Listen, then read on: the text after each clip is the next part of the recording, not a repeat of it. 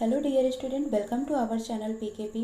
आज की क्लास में इंग्लिश की वर्कशीट नंबर 17 देखेंगे, जो कि 17 अगस्त की है, क्लास 9th स्टूडेंट्स के लिए। डियर स्टूडेंट, इससे पहले चैनल पर नए हैं तो चैनल को सब्सक्राइब कर लें ताकि नेक्स्ट वीडियो की नोटिफिकेशन आपको मिल जाया करे। सो स्टार्ट करते हैं क्लास को। Based on the given below extract from sound of music, Evelyn Glennie answer the questions that follow. ठीक है, तो यहाँ पर आपको बोला गया है sound of music Evelyn Glennie जो है, इसके बेस पर आपको क्या करना है, कुछ दिए हुए हैं।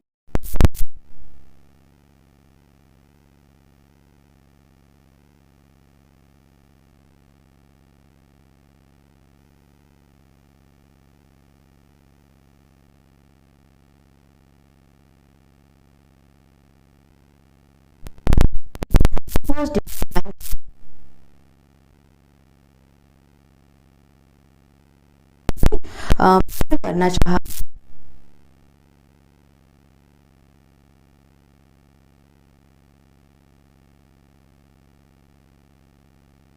देखा तो उन्होंने भी डिसाइड किया कि वो भी इसको साथ खेलेंगी। Most of the teachers discouraged her but percussionist Ron Forbes spotted her potential. बहुत सारे टीचर ने उसको डिस्करेज किया, हतोत्साहित किया, लेकिन जो percussionist Ron Forbes spotted her potential, लेकिन उन्होंने उसके पोटेंशियल को देख लिया। He began by tuning two large drums to different notes. Don't listen through your ears, he would say. Try to sense it some other way, says Evelyn. Suddenly I realized I could feel the higher drum from the waist up and the lower one from the waist down. Forbes repeated the exercise, and soon Evelyn discovered that she could sense certain notes in different parts of her body. I had learned to open my mind and body to sound and vibration.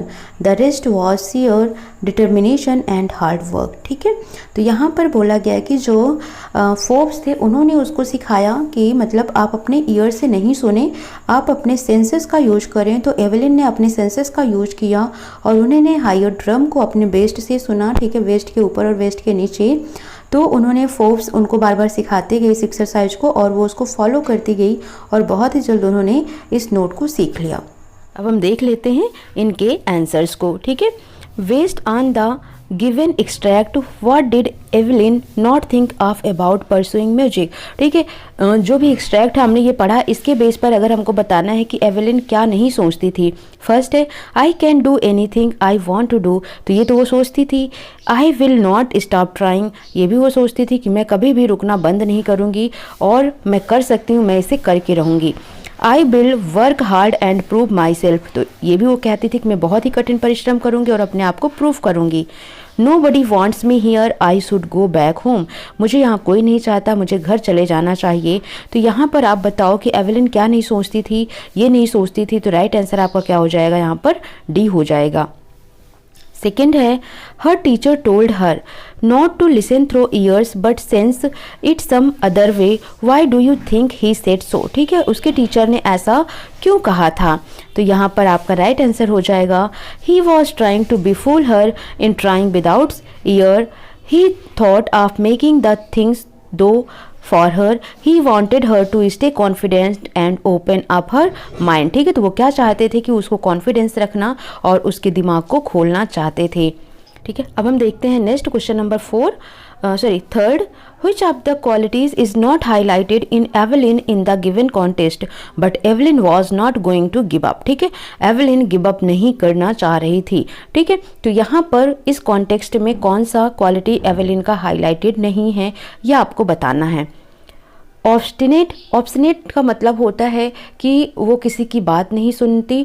ठीक है, तो वो बात तो सुनती थी अपने master का। ठीक है, डिटरमाइंड, तो वो डिटरमिनेट तो थी ही। हेल्पलेस, ठीक है, ये भी है क्वालिटी उसकी। हेल्पलेस नहीं थी वो। ठीक है, यानी कि वो बेचारी नहीं थी, वो करना चाहती थी काम को, है ना। ओवर कॉन्फिडेंट, लेवरियस, प्रिजर्वेरेंस, ठीक है। तो ये सभी उसके अंदर क्वालिटी थी। क्या क्या क्वालिटी इसमें नहीं थी? एक तो वो ऑब्स्टिनेट नहीं थी, हेल्पलेस नहीं थी, ओवर कॉन्फिडेंट नहीं थी। ठीक है, उसको खुद पर यकीन था। तो जहाँ पर हेल्पलेस और ओवर कॉन्फिडेंट है उसको आप कट कर दीजिए। ठीक है, तो यहाँ पर देखेंगे थर्ड भी है और यहाँ पर भी आप देखेंगे तो यहाँ फोर्थ भी है, तो ये भी कट हो जाएगा। ठीक है, यहाँ पर थर्ड है, तो ये तीनों ऑप्शंस तो कट हो गए। तो बचे क्या हमारे पास? सी ऑप्शन बचा। ऑप्शन सी राइट आंसर हो जाएगा, यानी डिटरमाइंड थी वो, लेवरियस थी और प्रिजर्वेंस्ड थी। ठीक है, फोर्थ है spotted her potential, choose the option that do not corresponds to the word potential here। ठीक है, तो potential कह रहा है choose the option that do not correspond to the word potential, जो पोटेंशियल के इक्वल नहीं होगा इसको बताना है। ठीक है, इसको बताना है।